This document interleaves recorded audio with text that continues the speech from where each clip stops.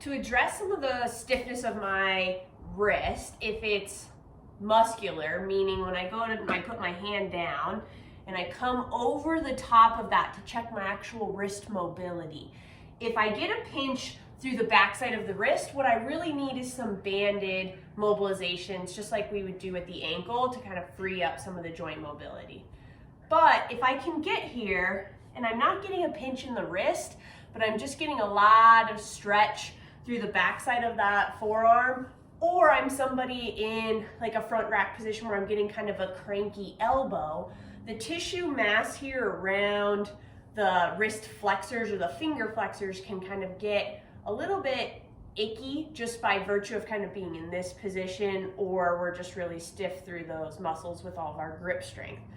So a good way of dealing with that is I'm going to use a barbell, the collar here. The actual barbell might be a little bit too uncomfortable, so you're going to take the collar of the barbell and we're going to try to get it right on that wrist flexor mass. And we're going to keep it on that upper half. There's not really a need to kind of go down where you would wear a watch. That's just tendons at that point. Not harmful, but I find that most people do better or get more out of it if they stay kind of on that upper half. So I'm going to use the barbell collar. I'm going to get it just as we would normally smash, just kind of right up onto my forearm. And now the key here is to go slow and just kind of create that little pressure wave, and just keep your fingers relaxed. You'll notice as you roll over kind of some of the muscles that your fingers will kind of naturally get a little flex to them, just as it's kind of pressing on some trigger points or stiffness within that muscle. That's totally normal, not a sign of anything really.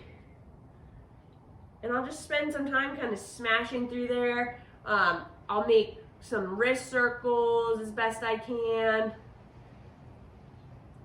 Nothing really wrong with any position. Just notice that you want to try to get towards that pinky side, and so in order to do that, sometimes we have to lay all the way down just so we can get enough rotation of that forearm to get towards that pinky side.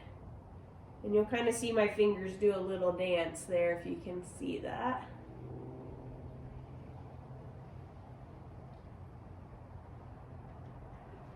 Speed is not important, actually. We want to be really, really slow with this.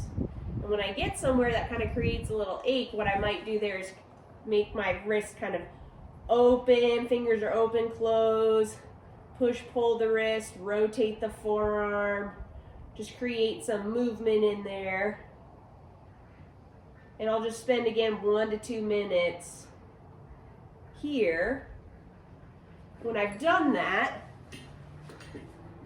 what I can then do is try to really stretch out those muscles, so we can go with kind of just a traditional wrist extension, finger extension stretch. I encourage you to really get the fingers involved there. So a lot of people stay in the palm.